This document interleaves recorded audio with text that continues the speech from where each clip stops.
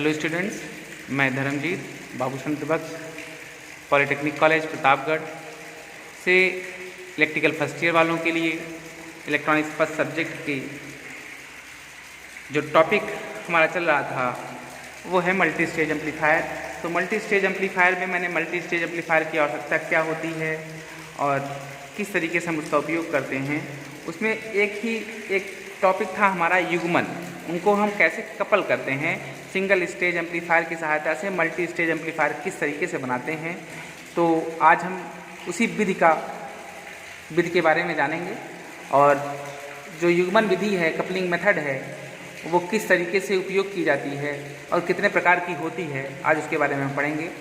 तो आप देखिए कि कपलिंग क्या है। कपलिंग युग्मन विधि या कपलिंग मेथड, इसे हम क्या कहते हैं, देख लीजिए कि बहुस्तरीय प्रवर्धकों को युग्मित करने के लिए मुख्यतः 4 विधियां होती हैं।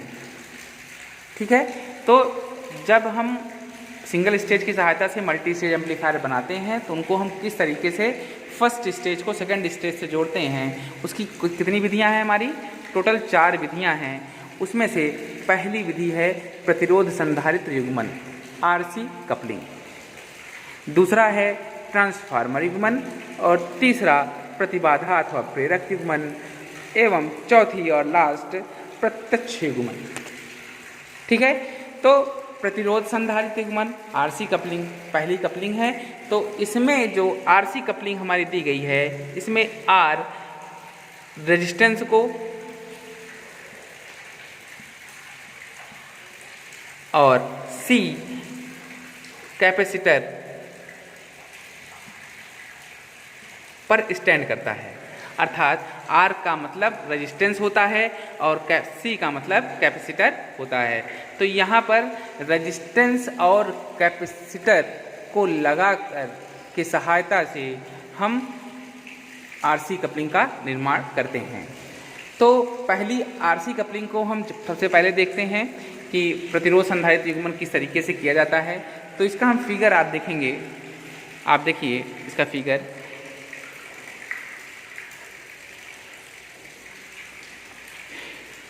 ये देखिए, ये VCC हमारा ये अप्लाइड वोल्टेज है जो हमारे सर्किट को दिया गया है और यहाँ पर इनपुट वोल्टेज जिसको हमको AC इनपुट वोल्टेज है, जिसको हमको एम्पलीफाई करना है।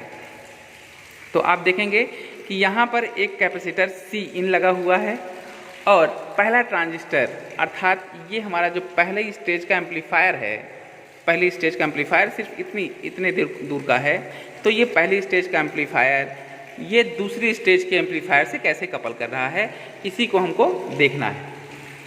तो पहली स्टेज का जो एम्पलीफायर ट्रांजिस्टर हमारा लगा हुआ है, तो आप देखेंगे कि यहाँ पर एक रेजिस्टेंस RC1 और ये दूसरा रेजिस्टेंस RB2 और यहाँ पर एक कपलिंग कैपेसिटर CC लगा हुआ है, जिसे हम कपलिंग मेथड या कपलिंग के लिए लगाए गए हैं ये।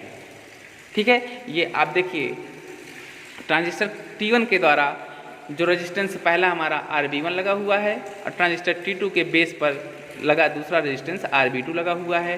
ट्रांजिस्टर के कलेक्टर पर पहला लगा रेजिस्टेंस RC1 और दूसरे ट्रांजिस्टर के आपके कलेक्टर पर लगा हुआ रेजिस्टेंस RC2 है और इसके मध्य में जो लगा हुआ हमारा कैपेसिटर वो CC कपलिंग कैपेसिटर का कार्य कर रहा है। ठीक है, तो जो बीच में लगे हुए यहाँ पर RC1, RB2 तथा CC, इसके कपलिंग जो हमारे युक्तियाँ हैं जिनकी सहायता से हम यहाँ पे कपलिंग कर रहे हैं, जिसकी सहायता से हम इस ट्रांजिस्टर की सहायता जो हमारी सिग्नल एम्पलीफाई हो रहा है, AC सिग्नल एम्पलीफाई हो रहा है, उसको हम दूसरे ट्रांजिस्टर की इनपुट पर दे रहे हैं।